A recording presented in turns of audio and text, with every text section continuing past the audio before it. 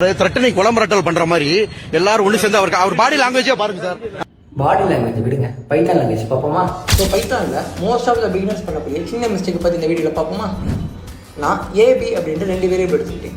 ஏக்கு 10 ஒரு value assign பண்ணிட்டேன், பிக்கு 20 ஒரு வேல்யூ அசைன் பண்ணிட்டேன்.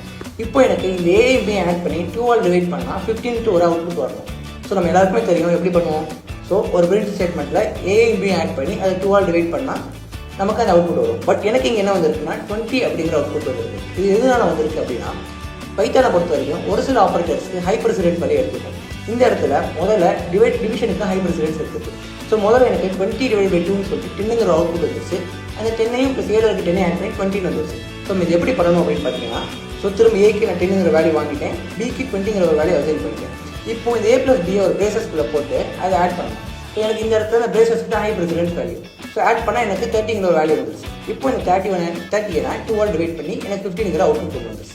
ஸோ இதே மாதிரி சிம்பிளான டெக்னிக்ஸை நீங்கள் பைத்தானில் தெரிஞ்சுக்கணும்னா ஃபாலோ பண்ணுவோம்.